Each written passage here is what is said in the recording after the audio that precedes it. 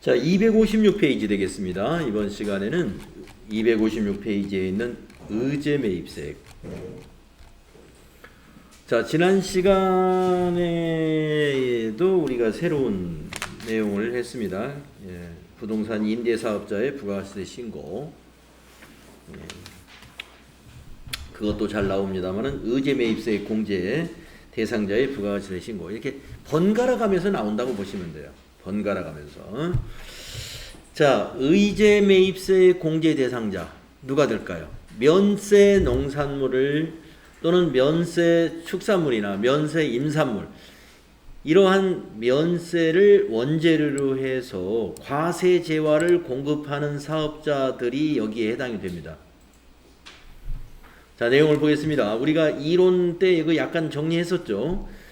사업자가 부가가치세가 면제되는 농축수 임산물 등을 원재료로 공급받아서 이를 제조 가공한 재화 또는 용역이 과세되는 경우에는 그 원재료 가액의 일정한 금액을 우리가 매입세액으로 공제받을 수 있는 제도가 있어요. 이를 우리가 의제 매입세액 공제 제도라고 하죠. 자, 매입세액으로 공제받기 위해서는 부가가치세 신고 시에 의제 매입세 공제 신고서를 작성해야 됩니다. 그리고 매입처별로 계산서 합계표라든가 신용카드 매출점표, 수령금액 합계표, 이런 것 증빙이죠. 증빙을 같이 제출해야 되죠. 일반 점표 입력이나 매입 매출 점표 입력에서 해당 계정의 적요번호 6번, 이 의제 매입세 공제를 적용받기 위해서는요, 이 원재료를 말하는데 이 원재료의 적요 코드 6번을 꼭 넣어야 됩니다. 그래야 자동으로 의제 매입세 공제 신고서가 만들어져요. 그래서 6번 적요 코드 꼭 필요하다 하는 거. 그리고 원재료 차감이라고 하는 의제 매입세 원재료 차감이라는 이름이 6번입니다. 6번의 그 적요의 이름이 의제 매입세 원재료 차감 이렇게 되어 있어요. 그러니까 매입세 공제를 받으려면 원재료에서 빼가지고 부가세 대급금으로 분계를 해야 되겠죠. 그래서 원재료 차감이라고 되어 있는 겁니다.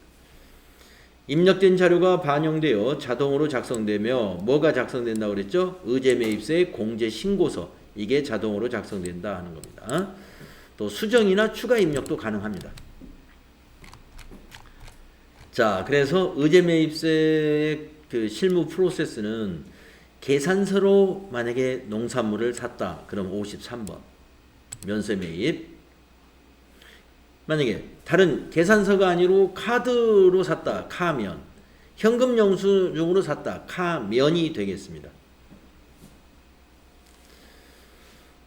그리고 적요 6번. 적요 6번을 꼭 넣어야 된다는 겁니다. 자, 의제 매입세 공제에 대해서 우리가 이론적으로 앞에서 공부했던 거 기억을 한번 더듬어 보겠습니다. 우리가 이제 주로 시험은 말이죠. 중소제조업으로 시험이 많이 나와요. 그래서 104분의 4를 적용할 거고요. 공제율은 공제율 104분의 4. 그 다음에 과거에 시험에 보면 음식점이 나온 적이 있습니다. 음식점인데 법인으로 나왔었어요. 그래서 법인의 음식점 106분의 6이라는 공제율. 자, 제조업이다. 중소기업 제조업이다. 그럼 104분의 4. 음식점 법인이다. 그러면 106분의 6. 요 두 개는 좀 기억을 해줘야 됩니다.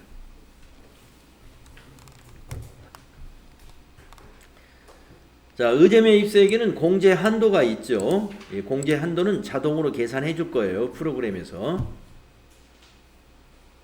자, 의제 매입세 공제 요건 다시 한번 보겠습니다. 사업자로부터 면세 농산물 등을 공급받은 경우에 정규 증명서류를 꼭 받아야 됩니다. 정규 증명서류는 뭐가 있어요? 계산서, 신용카드 매출점표, 현금 영수증. 꼭 받아야 되고요. 그런데 농어민으로부터 직접 샀다. 농산물이나 수산물을. 이런 경우는 중소제조업의 경우는 공제 요건으로 봅니다. 공급자의 인적사항이 기재된 구매계약서를 수취해야 돼요. 일반 과세 음식점 업자는 제외된다.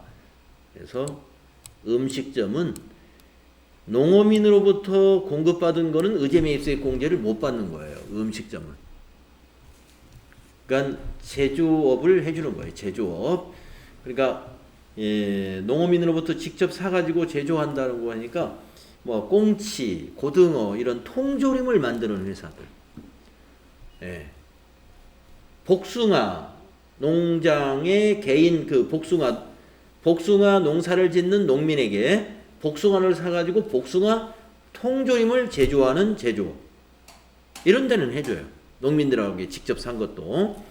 그러나 식당은 무조건 어디서 사야 돼요? 사업자로부터 사야 돼요. 의제매입세 공제를 받기 위해서는. 자, 그렇게 여기 의제매입세 공제 요건 여러분 지식으로 알아둬야 되고요. 수행과제 한번 보겠습니다. 의제매입세 공제 대상자의 부가가치세 신고입니다.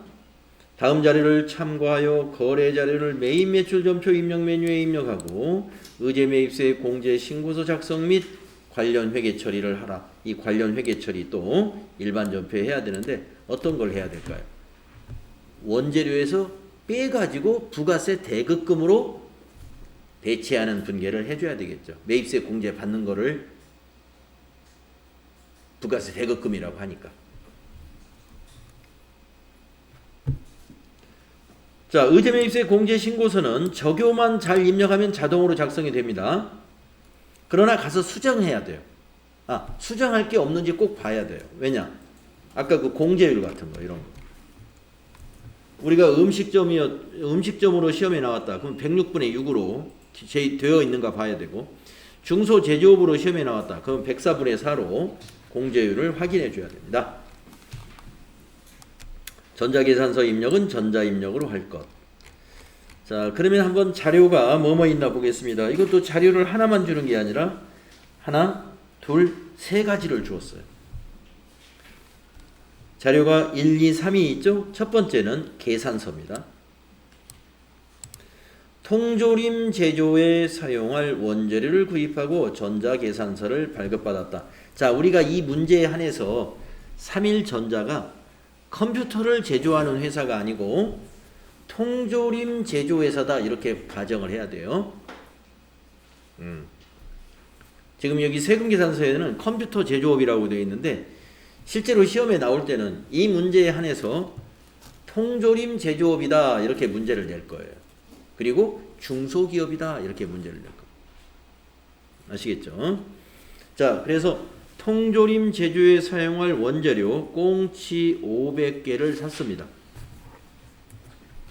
그러면 9월 11일 작성일자 매입매출 계산서는 매입매출점표 입력해야 되죠? 계산서는. 자, 계산서 입력하겠습니다. 날짜는 9월 11일로 바꾸세요. 매입매출점표 날짜를 9월 11일로 고치시고, 자, 유형에서 매입인데 계산서 매입이다. 그러면 53번 면세. 53번 면세. 자, 품명에다가 꽁치 하시고. 수량 꼭 넣어야 돼요. 왜냐면 의제매입세 공제 신고서에 수량이라는 란이 있거든요. 수량란을 채워줘야 되니까 여기다가 입력하면 수량도 같이 넘어가요. 그걸로. 단가 7,000원. 공급가액 350 나왔고요. 거래처는 평화수요. 전자계산서니까 1번. 분계는 현금하고 외상하고 섞여 있으니까 혼합으로 해야 되겠네요. 자, 차변의 원재료 350만원 맞죠? 대변의 101번 현금이 50만원. 엔터. 또 대변의 외상이니까 외상 매입금이죠? 251번. 외상 매입금이 300만원. 탭키. 자, 그런데 아까 말씀드렸죠. 의제매입세 공제를 받으려는 원재료는 적요를 꼭 코드로 넣어야 된다. 자, 적요 더블 클릭해 보세요. 의제매입세 원재료 차감이라고 하는 6번 적요를 말하는 겁니다. 그래서 6번 적요 꼭 넣어야 됩니다. 네, 이거 넣는 거 중요하겠죠. 이걸 넣어야 의제매입세 공제 신고서로 넘어가게 되는 거예요. 자, 분계는 이렇게 돼요. 차변의 원재료, 대변의 현금하고 외상 매입금입니다. 분계는 이렇게 됩니다. 그 다음 그 밑에 있는 자료 보겠습니다. 여기 나오네요. 주의에 전표 입력 시 거래처 코드하고 의제매입세 공제 신고서 작성 시 수량을 반드시 입력해라. 그러니까 의제매입세 공제 신고서 작성할 때 수량을 자동으로 입력되도록 하려면은 매입매출 전표 입력할 때 수량을 꼭 넣으면 돼요. 다음 2번.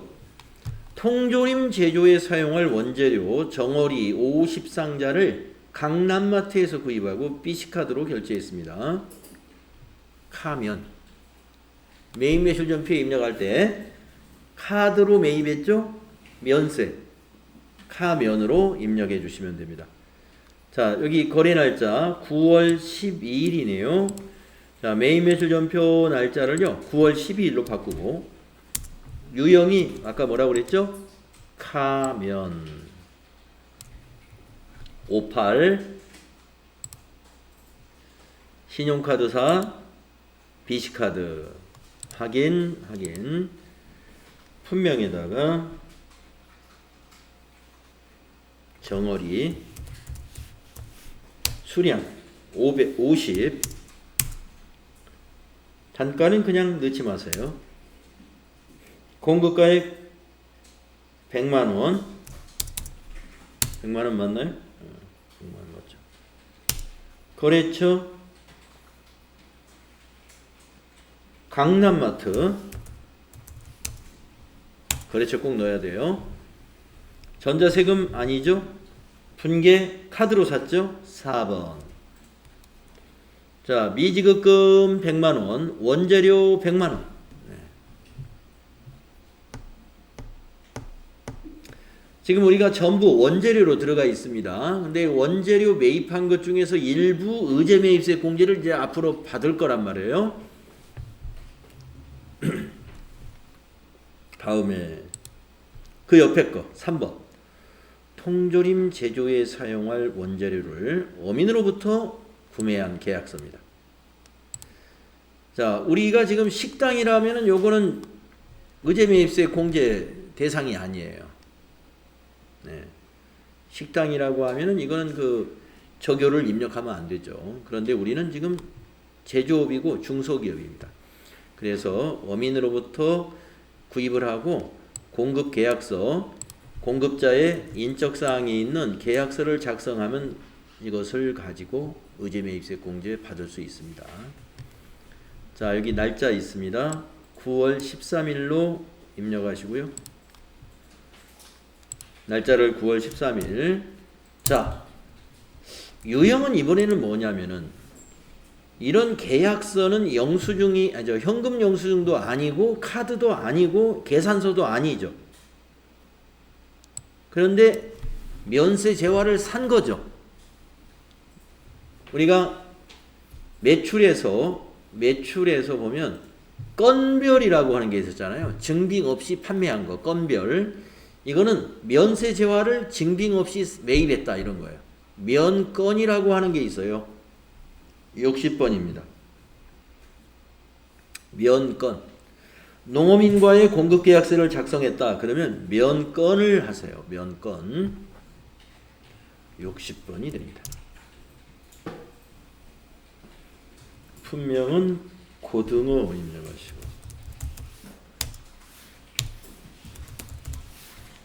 수량은 넣어야 돼요. 90 공급가액은 180만원 거래처는 박어부 전자세금 아니죠. 분계는 밑에 보니까 대금 지급 조건이 어떻게 되어 있어요? 공급 시기 해당 월의 다음 달 10일까지 지급하기로 했다. 외상으로 샀다는 거네요. 2번 외상분계. 그래서 외상 매입금 180만원 부채 증가, 원재료 180만원 자산 증가. 그런데 원재료에 적여 넣어야죠. 더블 클릭해서 원재료에 6번 적요 꼭 넣어야 됩니다. 아까 12일 거 혹시 안 넣나요? 12.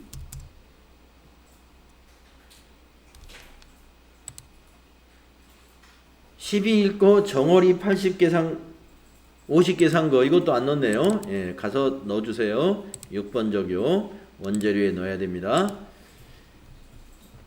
9월 12일 거 100만원어치 산 거 있죠? 예, 원재료 의제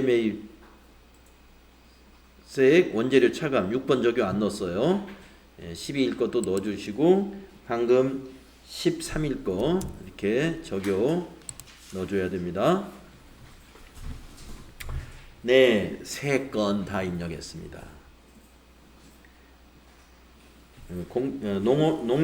농어민과의 작성한 이런 공급계약서는 면건 유형 입력하시면 됩니다. 자, 그러면 이제 우리가 매입 매출 전표 입력 하나는 53번, 하나는 58번, 하나는 60번으로 이제 다 입력했어요. 그러면 의제 매입세 공제 신고서 가서 수정할 거 없는지 보겠습니다. 원장님, 네. 이거 2번 카드로도 외상으로 해야 된다 바로 써있거든요. 12일 9월 13일 거요? 12일 9월 12일이요? 어디 볼까요? 카드로 샀죠? 오, 미지급금 아니지. 맞아요. 네. 카드로 샀지만 이거는 원재료니까 외상 매입금이 돼야 되네요. 제가 이거 발견 못했어요. 자, 이걸 외상 매입금으로 바꿔야 되는데 안 바꿔줘요. 그러면은 이거 카드 분계할 수가 없네요. 외상 분계 한 번만 할까요? 2번 외상 분계. 외상 매입금으로 됐는데 거래처는 카드사로 바꿔야 됩니다. 거래처를 BC카드로. 네, 외상 분계로 해야 되고요. 외상 매입금이 되면서 거래처가 강남마트가 아니라 BC카드로 바꿔주면 됩니다. 그리고 원재료 여기 적요 코드 다시 한번 넣어주세요. 6번. 예, 맞습니다. 깜빡했네요. 원재료는 미지급금이 될 수 없어요. 원재료를 카드로 매입했다. 그러면 외상 매입금이 돼야 됩니다. 외상 매입금의 거래처는 BC카드사 맞아요. 네, 맞습니다. 이렇게 해야 돼요. 자, 그래서 3건 처리를 했고요. 이제 다시 우리가 확인해야 될 서류가 뭐냐면 의제 매입세액 공제 신고서, 여기에 요 3건이 제대로 반영이 됐는가를 확인하고 수정사항이 있으면 들어가서 고치면 됩니다. 자, 의제 매입세액 공제 신고서 기간은 7월부터 9월이죠. 자, 강남마트 정어리 104분의 4, 박어부 고등어 180만원 104분의 4, 평화수협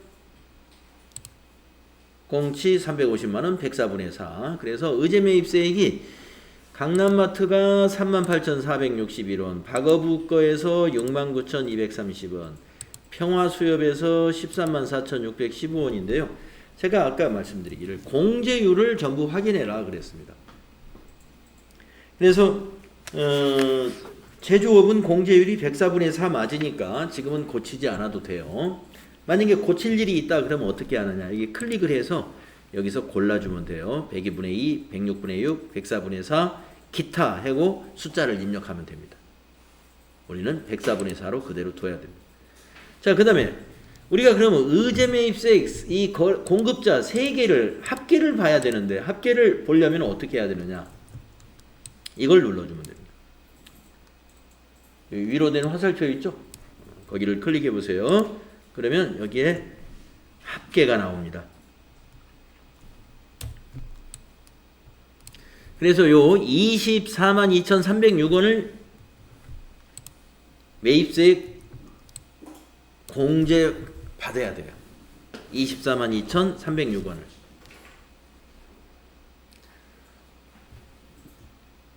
그래서 242306을 메모를 해둬야 되겠죠.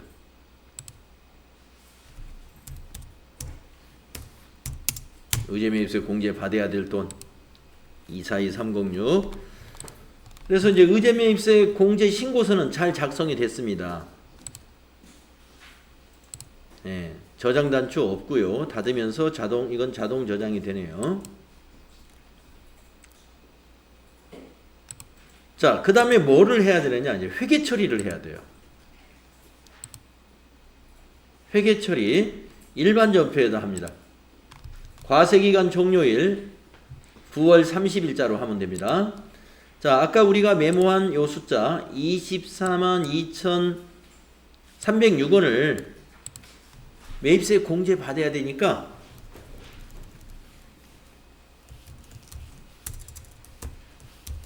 부가세 대급금으로 회계 처리하고 대변에 원재료에서는 빼줘야 돼. 242,306원. 자, 이 분계를 합니다. 자, 9월 30일자 차변에 부가세 대급금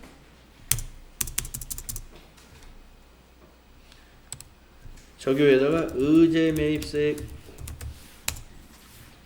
나중에 또 문제 풀 때 또 조회해 보면 이 적용가 하나도 없으면 뭐였는지 나중에 좀 어렵더라고요. 간단한 적용 넣어주는 게 242306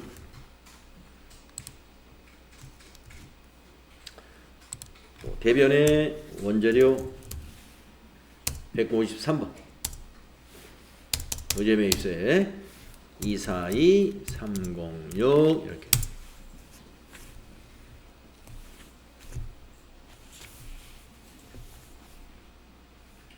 이렇게요.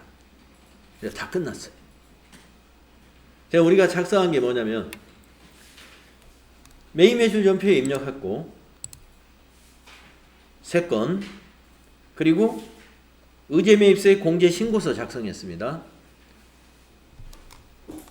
그러면 이게 부가가치세 신고서에 어디로 들어갔느냐 조회를 해보시게 되면은 그 밖에 공제매입세 이 안에 들어가 있습니다.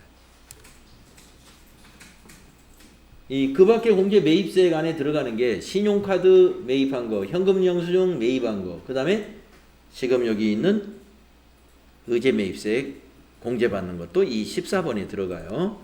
그래서 14번 그 밖에 공제매입세액의 역추적을 보면은 탭키를 누르면 자세히 보이더라고요.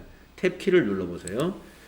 여기서 탭키를 딱 눌러보면은 여기에 신용매출에 26만원에 260,000원, 의제매입세액에 630만원에 242,306원 이렇게 의제매입세액분이 43번에 반영됐죠. 41번은 신용카드하고 현금영수증이 41번에 들어가 있는 겁니다.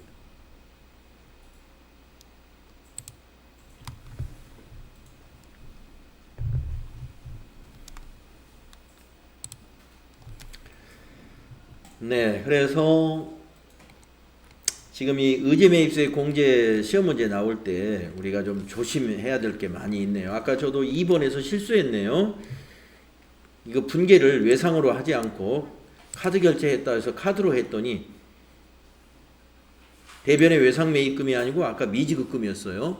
이거 그대로 두고 갔으면 회계 처리가 틀린 거예요. 네, 그러나 뭐는 맞았을까요? 의제매입세 공제 신고서 요거는 맞았어요. 예, 개정 과목하고는 관계가 없는 거니까 회계 처리에서 이게 틀린 겁니다. 적요 넣는 거 까먹지 마시고 예, 적요 수량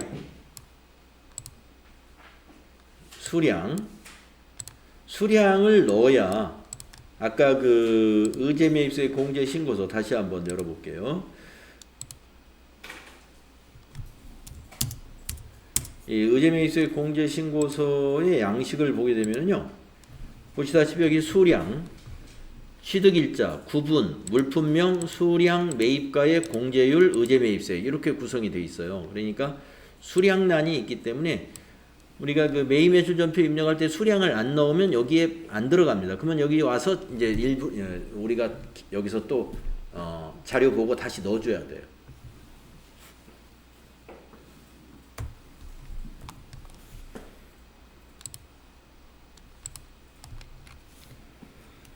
자, 이것도 뒤에서 이제 모의고사 풀면서 또 해볼 기회가 있겠습니다만은, 예, 오늘 우리 했던 거 잘 기억을 해 두시고요.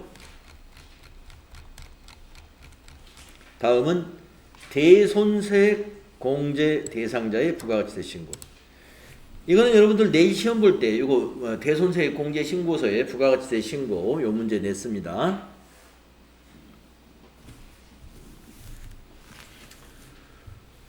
자, 대손세 공제 대상자 확정신고 때 하는 건데요.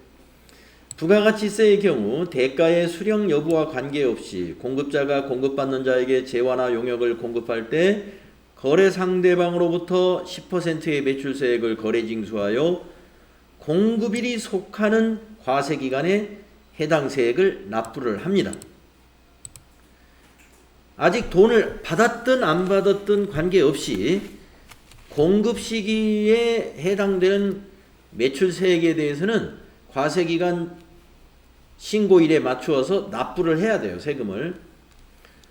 그래서 외상거래일 경우에도 일단 공급자는 10%의 매출세액을 납부할 수밖에 없는 구조죠.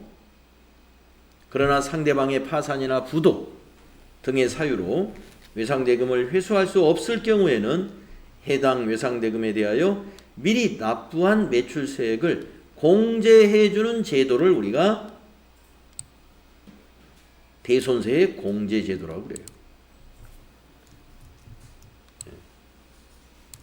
외상대금을 당연히 받을 수 있겠다라고 생각해서 세금까지 다 냈는데, 판매한 거에 대해서 거래처가 파산해가지고, 네, 여기 좀 커튼 좀 닫아주시겠어요? 뒤에. 네네. 거래처가 파산해가지고 대금을 못 받게 됐어요. 그러면 세금은 우리가 이미 냈잖아요. 그 세금을 세무서로부터 돌려달라고 신고하는 것이 대손세액 공제 신고서입니다. 자, 그런데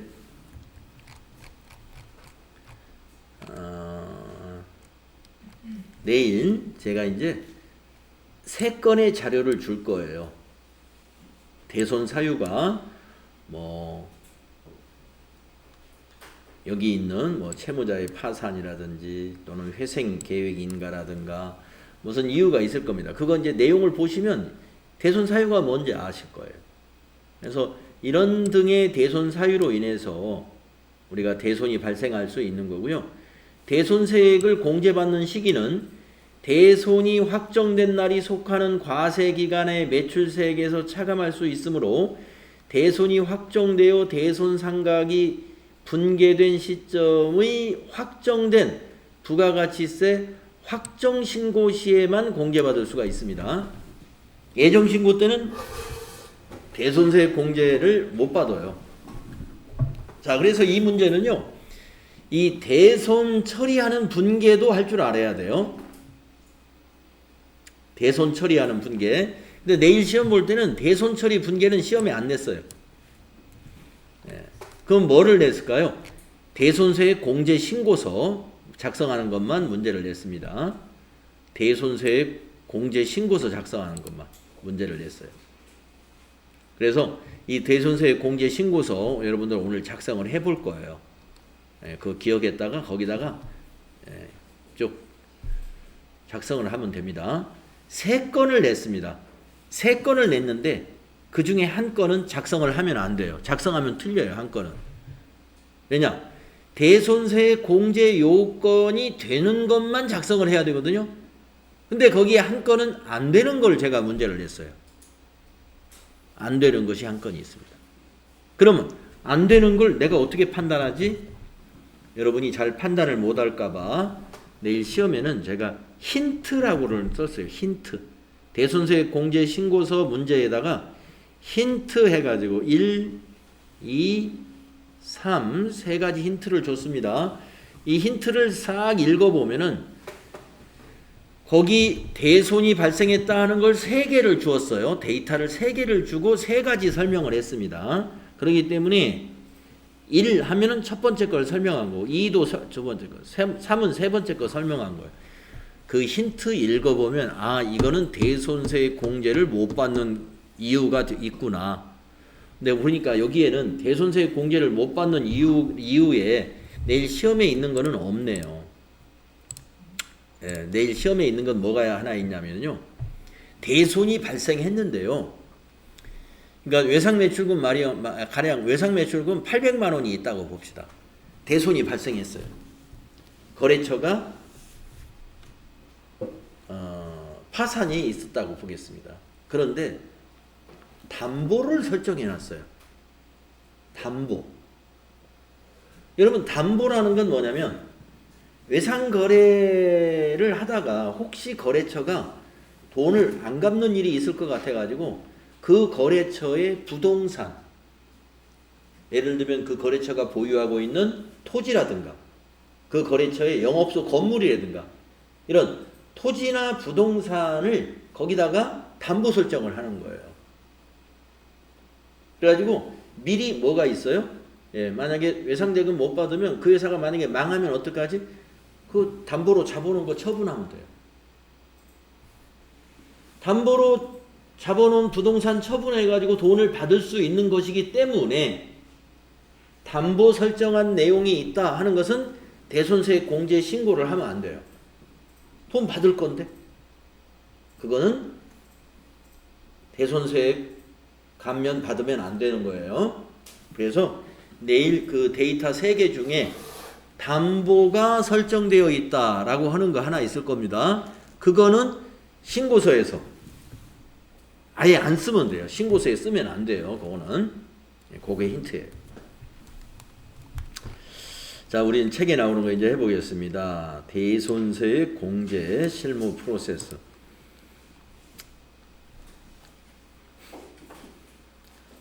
대손세 공제 신고서를 작성해야 돼요.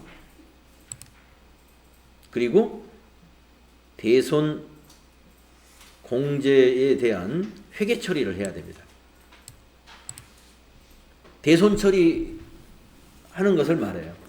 근데 이 대손 처리도 이 새 공제를 받았기 때문에 그걸 감안해 가지고 회계 처리를 해야 돼요. 그래서 이것도 좀 주의 사항이 좀 많이 있습니다. 자, 수행과제 보겠습니다. 대손세 공제 대상자의 부가가치세 신고. 다음 거래자료에 의해서 대손세 공제 신고서를 작성하고 대손세 공제 및 대손 채권에 대한 회계 처리를 하고 부가세 신고서에도 반영을 해라. 대손세 공제 신고서 작성하면은요, 부가세 신고서에는 자동 반영됩니다. 자, 우리가 3가지를 하는 거예요. 대손세 공제 신고서, 그 다음에 회계 처리, 그 다음에 부가세 신고서에 반영됐는가 이건 확인만 하면 돼요. 자, 내용을 보겠습니다. 주식회사 부실전자의 부도로, 회사가 부실한 회사네요. 주식회사 부실전자의 부도로 다음의 전자세금계산서와 관련된 매출채권에 대하여 제2기 부가가치세 확정신고 시 대손세 공제 신청을 하고자 한다. 확정신고 때는 할 수 있죠. 대손세 공제액 및 대손 채권에 대한 회계 처리를 12월 31일자로 수행하시오. 이거는 대손 처리, 회계 처리를 12월 30일로 하라는 겁니다. 그러면 12월 30일이 무슨 의미가 있는 날이겠죠. 대손이 확정되는 날이 12월 30일이 되는 것 같아요. 중소기업의 외상매출금이 외상매출금에 해당이 된다라고 했습니다. 자, 이게 좀 일단 사유는요. 부도입니다. 부도. 6월 29일 날 금융기관으로부터 부도를 통보받았어요. 그러면 부도가 났다고 해서 바로 대손 처리를 하느냐? 그러진 않습니다. 6개월간 기다려보는 거예요. 6개월간. 그러면 이제 6월 29일부터 6개월이면 7월 29일, 8월 29일, 9월, 10월, 11월, 12월. 한 달, 두 달, 세 달, 네 달, 다섯 달, 여섯 달. 12월 29일까지가 6개월 지난 거죠. 그 다음 날이 뭐예요? 12월 30일이죠. 그래서 12월 30일 날 대손 처리, 회계 처리를 해주는 겁니다. 6개월 지나고 나서 대손을 확정 짓는 거예요.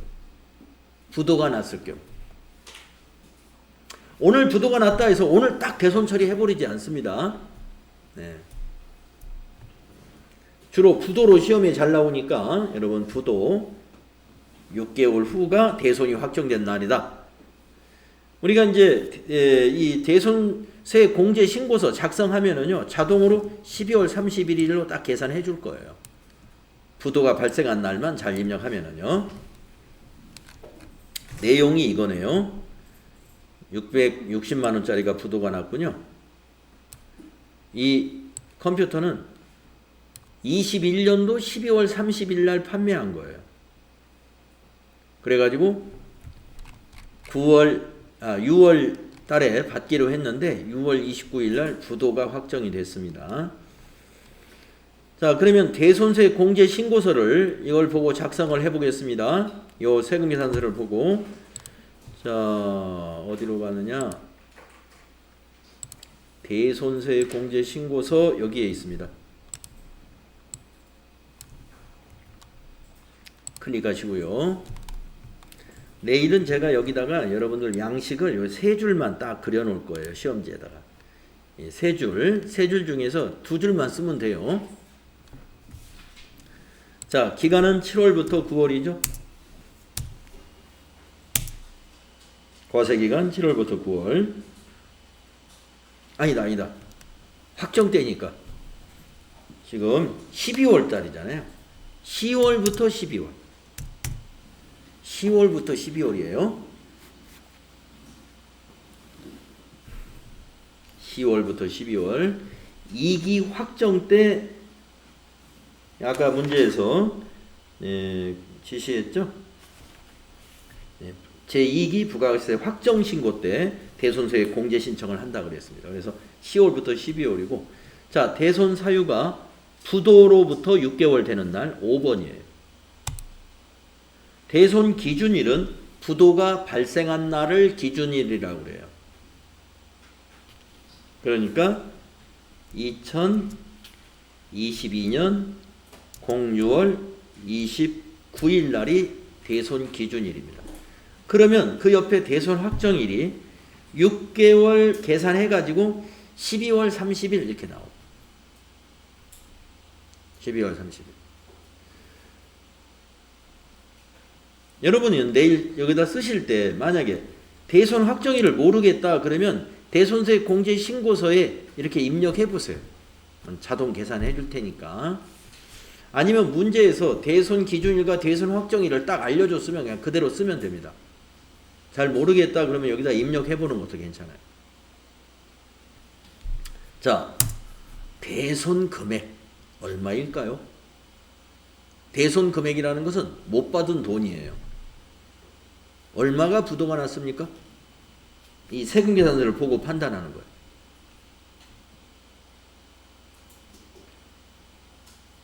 부도가 600만 원일까요? 660만 원일까요? 이게 중요합니다. 여러분 여기다가 대손 금액 600만 원이라고 입력하게 되면은 어떻게 될까요? 대손세액이 54만 5,454원이 나와요. 대손 금액은 부가세 포함한 것이 대손 금액이다 이런 얘기입니다. 합계를 넣어야 돼요. 부가세 포함한 거 660만 원. 그래야 대손세액이 60만 원. 그래서 대손 금액은 공급가액이 아니고 부가세 포함한 합계 금액이 대손 금액이 되는 게 맞다 이거. 그 다음에 여기 코드는 거래처예요. 그러니까 거래처가 부실전자죠. 부실전자.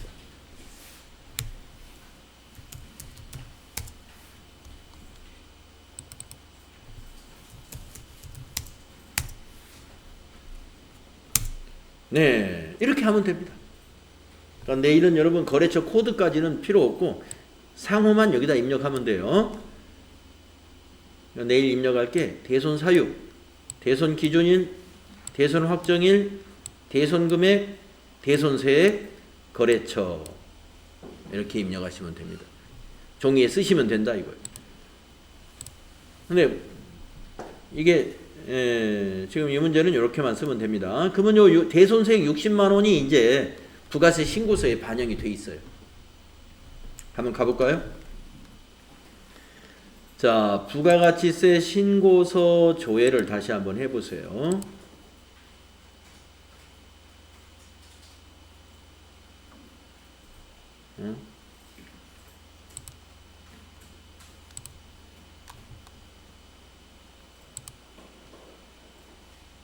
이거 저장을 따로 해야 되나요?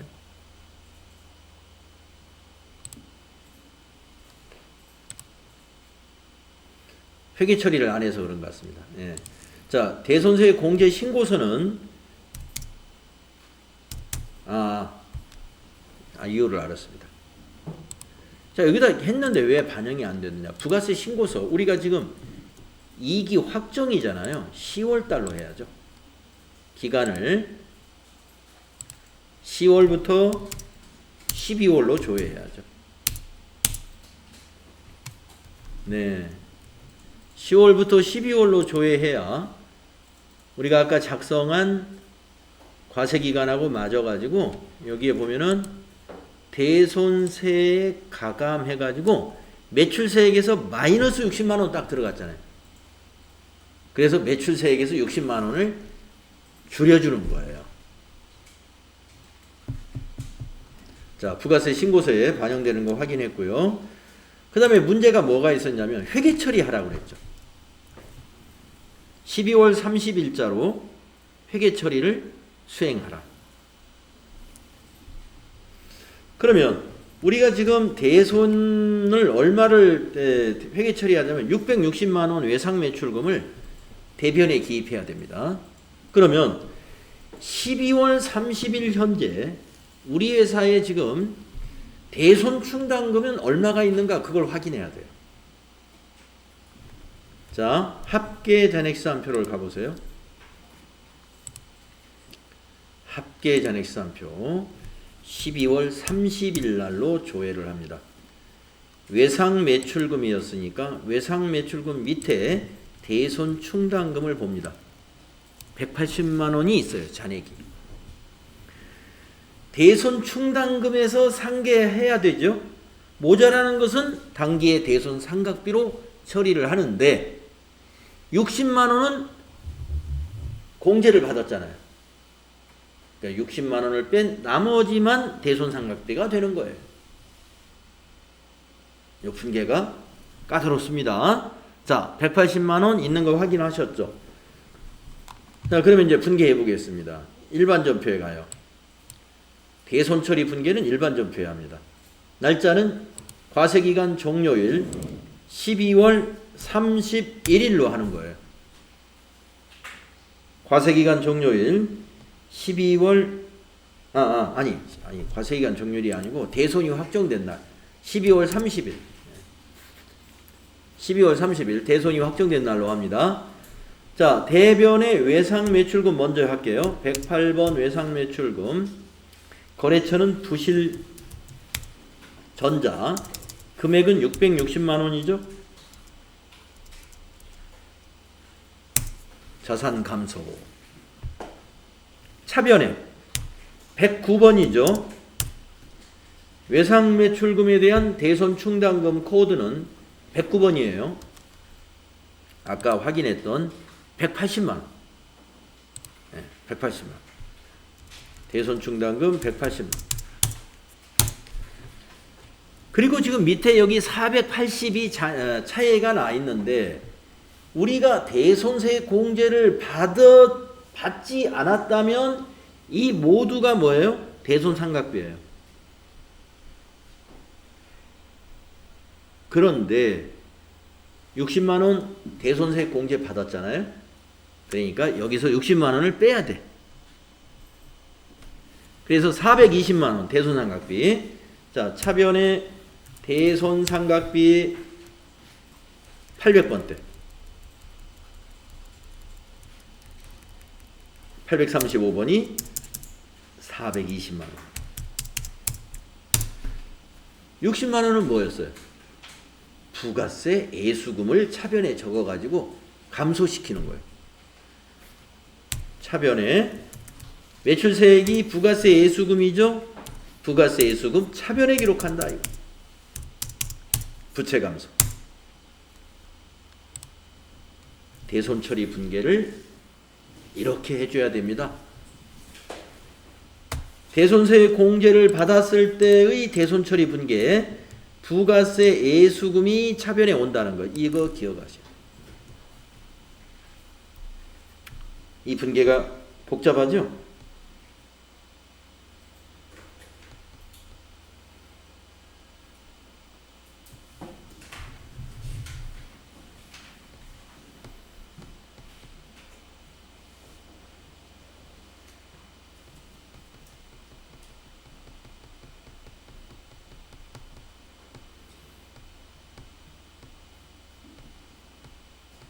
네, 여기까지입니다. 그래서 대손세 공제 신고서 작성자의 부가세 신고다 그러면은 대손세 공제 신고서 작성하는 것과 그다음에 요 회계 처리하는 거 요것만 잘하면 돼요. 부가가치세 신고서는 자동으로 그게 반영이 되는 거기 때문에 뭐 수동으로 가서 입력할 것은 없습니다. 아까처럼 조회만 해보면 되겠습니다. 요 분계가 아주 중요하죠. 지금 했던 요 분계 잘 이해가 되었어야 됩니다. 요 분계.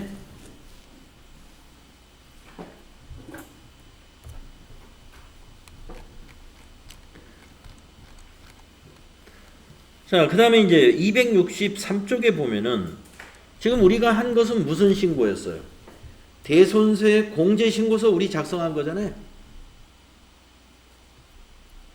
대손세 공제 신고서. 대손이 발생했을 때.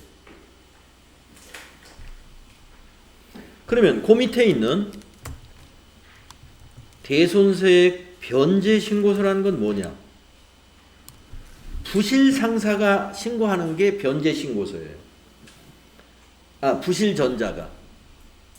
자, 우리는 받을 돈이 있는 사람이죠. 외상 매출금 받아야 되는 채권자는 대손이 발생했으니까 세금은 우리가 공제받겠습니다 하고 대손세 공제 신고서를 작성해 가지고 매출세액에서 빼고 세금을 내야 됩니다. 그러나 부실전자는 돈을 60만 원을 세무서에 납부해야 돼요. 왜 납부해야 되느냐? 매입세액을 공제받았거든요.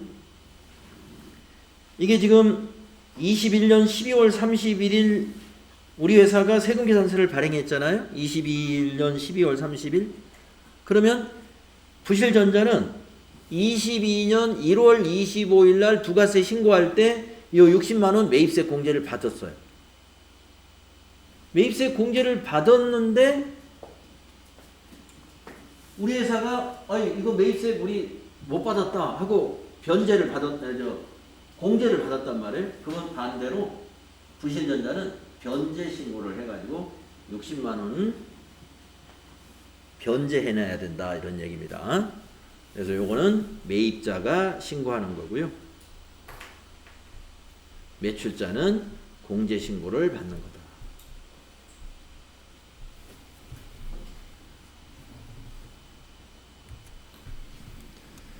시험은 변제 신고에서는 시험을 안 냅니다. 매출자 입장에서 대손세액 공제 신고서 요걸 가지고 시험을 내고 있어요.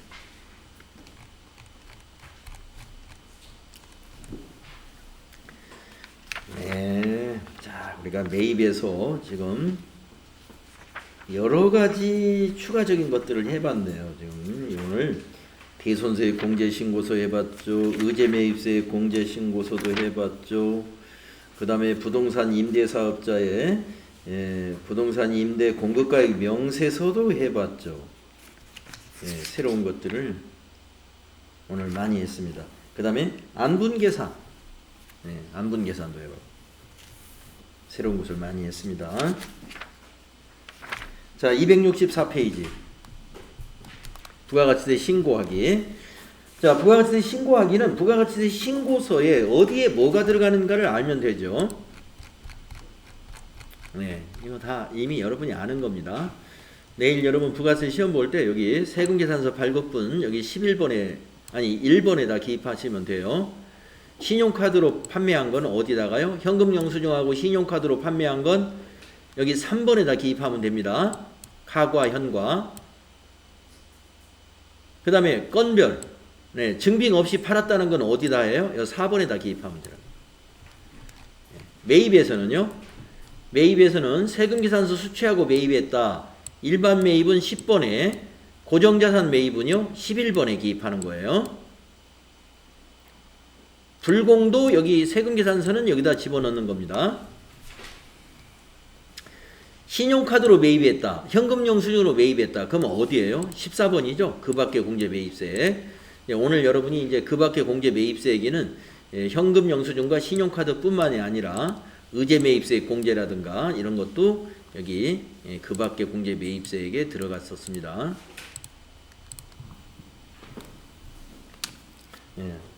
신고서 작성할 줄 알아야 돼요.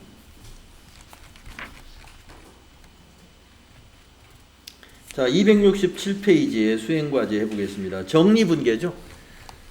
정리분계는 뭐 FAT 1급에서의 정리분계와 똑같습니다. 지금 여기 있는 내용, 우리 FAT 1급 교재에 있는 정리분계하고 전혀 다르지 않습니다. 자, 수행과제 바로 해볼게요. 제1기 부가가치세 확정신고서 작성을 수행하시오. 이랬네요.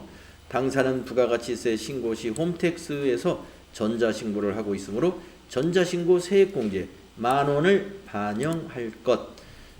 자, 그러면 1기 부가가치세 확정신고니까 4월부터 6월 걸로 작성을 해봅시다. 자, 부가가치세 신고서를요, 기간을 바꾸겠습니다. 1기 확정이니까 4월부터 6월. 이렇게 작성이 되죠.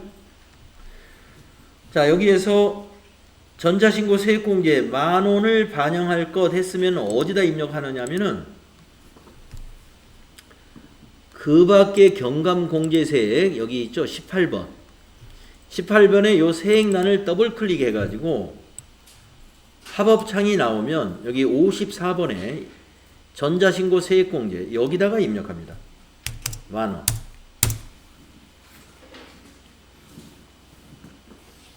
그러면 여기에 반영이 됩니다. 반영됐죠? 다음에 2번 제1기 부가가치세 확정신고서를 참고하여 이게 확정신고서죠.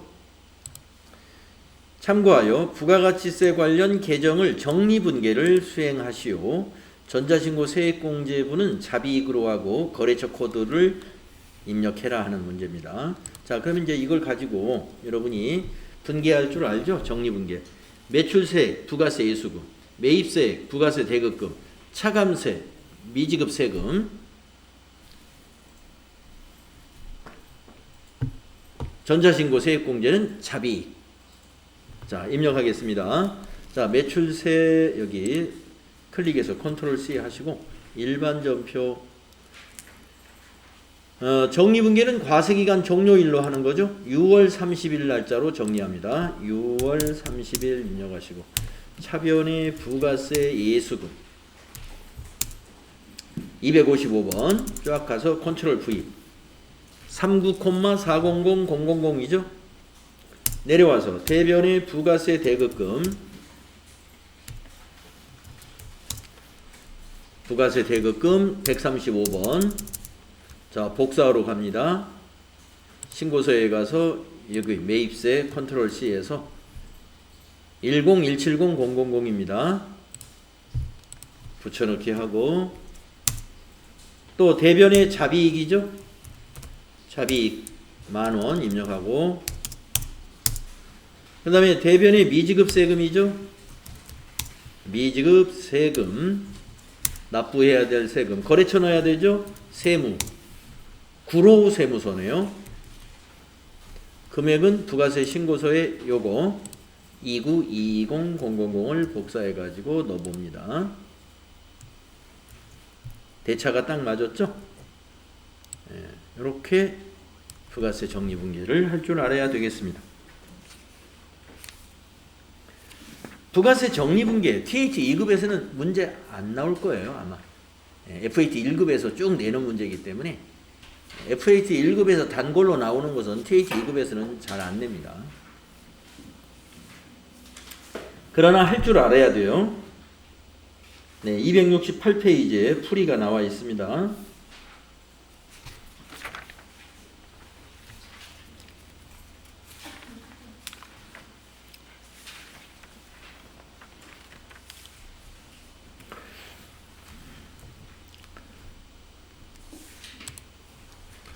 자, 정리분기 해봤고요. 그 다음에 이제 홈택스 전자신고 한번 해보자. 전자신고 하는 것이 시험에 나온 적은 없어요, 아직은. 그러나 혹시 모릅니다. 전자신고 하라고 시험에 낼런지도 모르겠는데 아직까지는 뭐 시험에 낸 적은 없습니다. 그래서 이거는 실제로 그 국세청 홈택스로 실제로 접속되는 게 아니고 우리가 이 교육용 프로그램에 가상으로 접속이 일어나요. 메뉴를 제대로 선택하면 가상으로 이렇게 접속이 일어나는 것처럼 만들어져 있어요. 실제로 접속되는 건 아니고요. 그래서 전자신고 한번 해보도록 하겠습니다. 부가가치세 신고서를 세무정보 시스템에서 이제 마감을 해야 돼요. 마감을 한 다음에 국세청 홈택스에 가가지고 전자신고를 할 수 있어야 되겠습니다. 그러기 위해서는 자료를 미리 준비하는데 그 자료를 변환하고 전송 절차를 거치게 됩니다. 자, 제1기 부가가치세 예정신고, 지금 우리가 조금 전에 작성한 게 예정신고인가요? 아니죠. 확정신고네. 6월 30일이니까. 이번에는 제1기 부가가치세 예정신고를 홈택스에서 전자신고를 해라. 이런 문제입니다. 자, 그러면 이제 부가가치세 신고서를 가보세요. 1기 예정을 문제로 냈으니까 1월부터 3월로 조회해 봅니다.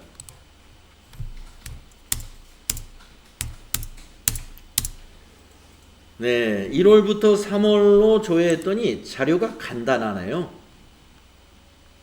1번에 들어간 거하고 매출은 1번에 들어간 거 하나밖에 없어요. 매입은요 10번에 들어간 거밖에 없습니다. 그러면은 지금 부속 서류가 세금계산서 합계표만 있으면 돼요. 다른 유형의 매입이나 매출이 많으면 부속 서류가 그만큼 늘어나는 거죠. 근데 여기는 지금 부속 서류가 달랑 2개입니다. 아니 1개입니다. 세금계산서 합계표만 있으면 됩니다. 그래서 세금계산서 합계표를 가서 마감을 해야 돼요. 자, 마감하러 가겠습니다. 세금계산서 합계표 1월부터 3월이죠? 네, 아직 마감이 안 돼 있죠? 여기서 위에 마감이라고 하는 게 있어요. 마감 단추 눌러서 마감을 합니다. 그럼 마감 여부에 동그라미가 돼 있죠? 예, 매출과 매입 모두 한꺼번에 마감이 된 거예요. 그리고 나서 부가가치세 신고서로 다시 갑니다. 여기에서 이제 마감을 또 해야 됩니다. 부가가치세 신고서에서 상단에 있는 마감을 눌러요. 그러면 부가가치세 신고서하고 매출처별 세금계산서 합계표, 매입처별 세금계산서 합계표라고 하는 서식명이 3개가 보이겠죠. 그래서 밑에서 마감을 누릅니다. 네, 그러면 여기 마감하고 뜹니다. 그러면 이제 마감을 다 했습니다. 그런 다음에 여기에서 전자신고를 하게 되는데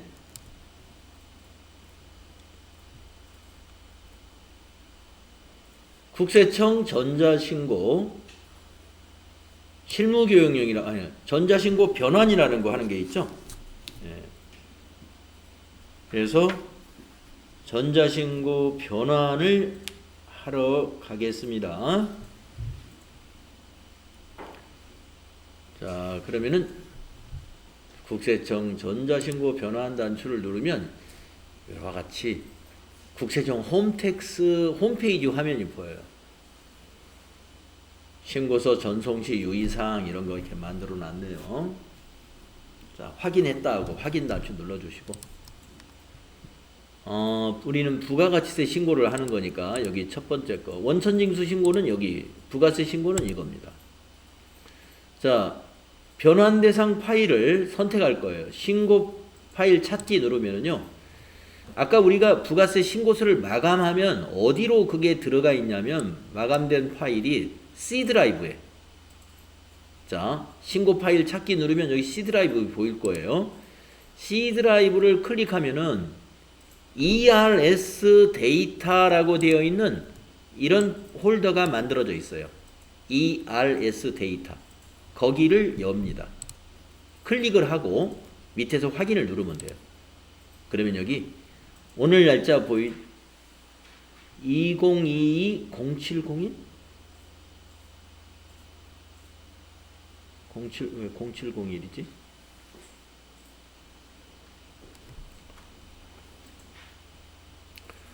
오늘 날짜가 아닌 것 같습니다. 2027-0701 이렇게 보이나요, 여러분도?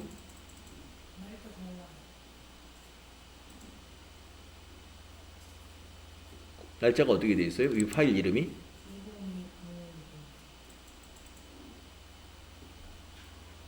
서로 다른가요?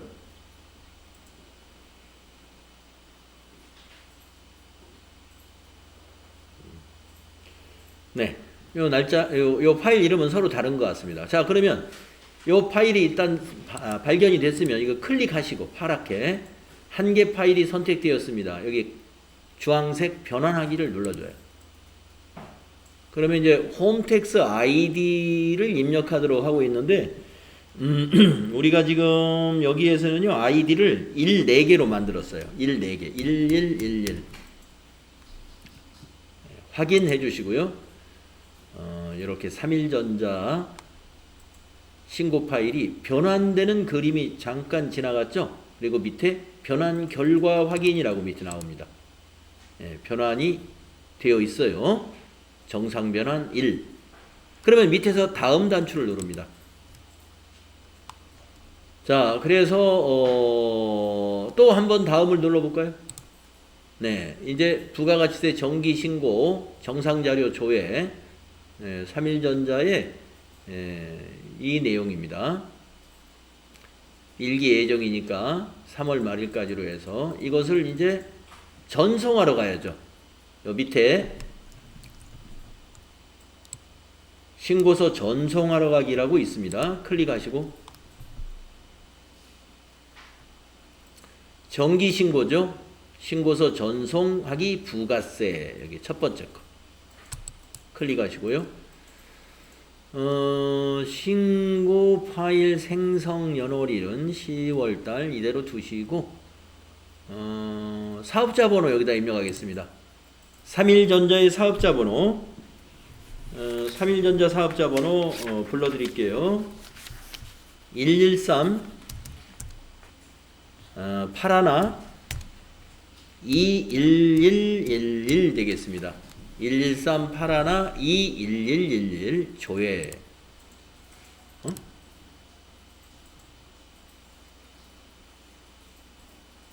113 8하나 211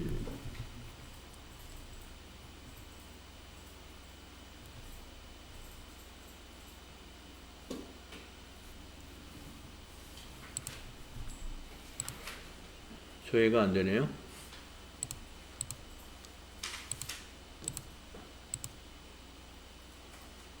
미저 아까 파일 그월 있잖아요. 저희는 5월이라고 선생님은 아까 7월이었구나. 그걸로 변경해야 될 것 같아요. 아, 그래요? 제게 뭐가 잘못됐나요? 자, 종료 누르고. 여러분은 되나요? 조회가 되던가요?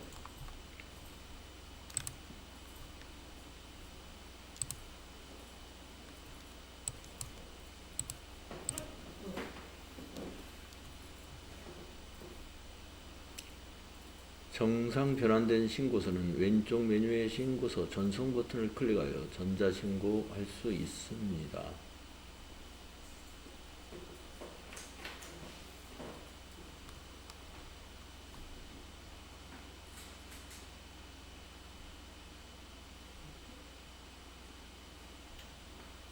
정상자료 조회.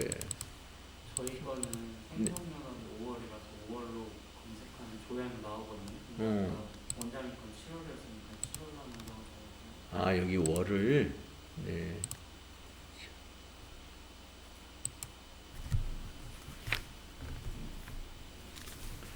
(113) 8하나 113 8하나 21111 조회 7월로 나는 조회가 나오는군요. 네.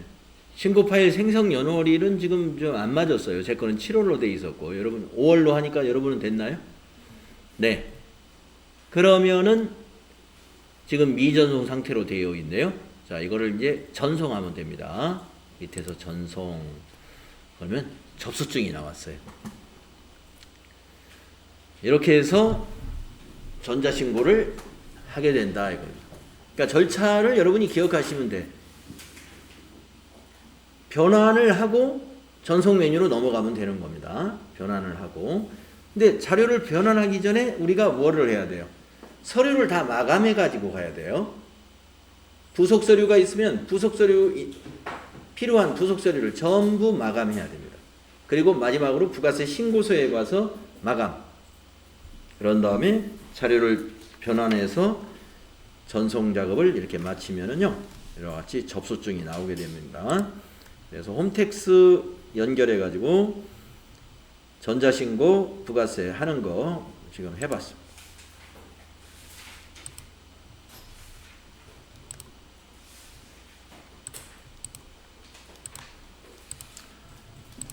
그동안에는 이 전자신고를 홈택스에서 하는 지금 이 메뉴 쓰는 거 있죠. 이것이 시험에 아직까지는 나오지는 않았었습니다. 나오지는 않았었는데 이 메뉴가 있으니까 나올 수도 있는 거죠. 어느 날 갑자기 또 나오면 당황할지 모르겠어요. 자, 272페이지 출제 예상 평가 문제 해보겠습니다. 5개만 해보죠. 거기서 짝수만 해봅시다.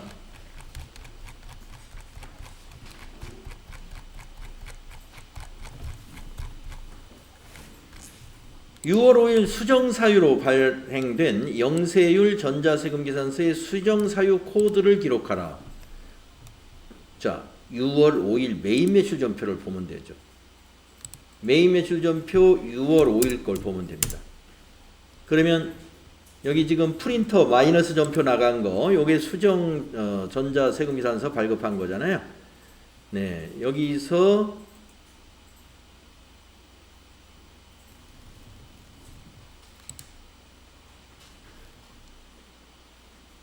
체크하시고 수정사유, 수정세금계산서 한번 클릭해 볼까요?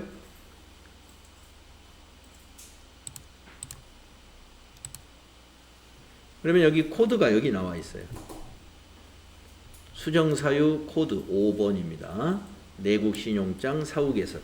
그래서 수정사유 코드를 물어봤으니까 5번 이렇게 답을 기입하시면 되는 거예요.